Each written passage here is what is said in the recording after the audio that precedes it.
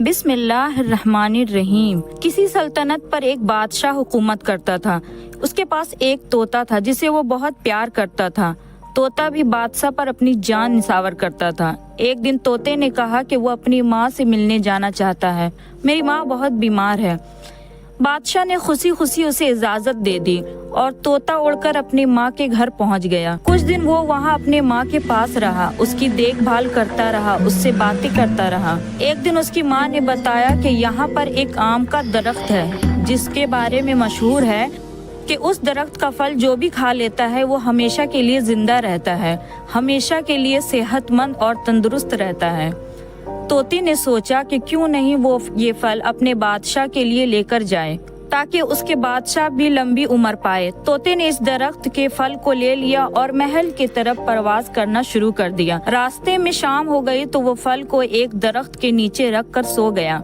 रात को एक सांप ने आकर उस फल को काट लिया, जिसकी वजह से वो फल जहरीला हो गया, लेकिन तोते को इस बात का पता न चल सका। सुबह तोता उठा और फल लेकर बादशाह के दरबार में पहुंच गया और उसे सारी बात बताई कि ये फल खाने वाला हमेशा जिंदा रहता है और मैं ये आपके लिए लेकर आया हूँ। बादशाह ये सुनकर हैरान भी हुआ और खुश भी। उसने तजुर्बा करने के लिए थोड़ा सा फल अपने कुत्ते को खिला दिया। अब फल चूंकि जहरीला था, कुत्ता वो फल खाकर मर गया। ये देखकर बादशाह को बड़ा गुस्सा आया कि मैं तो इस तोते को दोस्त समझता था, इसे इतना प्यार करता था और ये मुझे मारना चाहता है। गुस्से में आकर बादशाह ने अपनी तलवार निकाली और तोते को मार दिया और उस फल को कहीं दूर फेंकवा दिया। कुछ वक्त गुजरने के बाद उस जगह पर एक आम का पेड़ उगाया।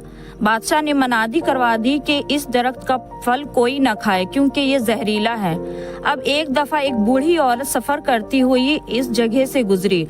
वो बहुत दूर से आई थी और उसने उस आम की दरख्त के बारे में कुछ भी नहीं सुना था और कुछ भी नहीं जानती थी। उसे भूख लगी तो उसने उस दरख्त से एक आम तोड़कर खा लिया। अब जैसे उसने आम खाया, उसकी उम्र कम होना शुरू हो गई, वो फिर से जवान हो गई। अब लोगों ने जब ये सब देखा तो उस औरत को पकड़कर बादशाह के पास ले आए। जब बादशाह ने उसकी बात सुनी तो उसे समझ आई कि उससे कितनी बड़ी गलती हो चुकी थी। अब वो रोने लगा। उसे अफसोस हुआ कि उसने तोते पर एतमाद क्यों न किया, जल्दबाजी में फैसला क्यों किया, सच जानने की कोशिश क्यों न की। दोस्तों, हम में से अक्सर लोगों का रवैया उस बादशाह के जैसा ही होता है। हम जल्दबाजी में फैसला करते हैं, सुनी सुनाई बातों पर यकीन करते हैं।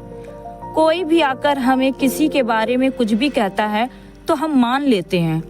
हम सच जानने की कोशिश ही नहीं करते। हमें कोई भी फैसला जल्दबाजी में नहीं करनी चाहिए, क्योंकि गुस्से और जल्दबाजी में किए हुए फैसले हमेशा नुकसान देते हैं। किसी भी चीज के बारे में फैसला करने से पहले पूरी सूरत हाल को समझने की कोशिश करनी चाहिए। दोनों तरफ की पूरी बात सुननी चाहिए, फिर ही हम सच जान सकते हैं और सही फैसला कर पाएंगे। अगर आपको हमारी कहानी पसंद आई तो हमारे चैनल को जरूर से सब्सक्राइब कर लें। मिलते हैं एक और नई कहानी के साथ, जब तक के लिए अल्लाह हाफिज।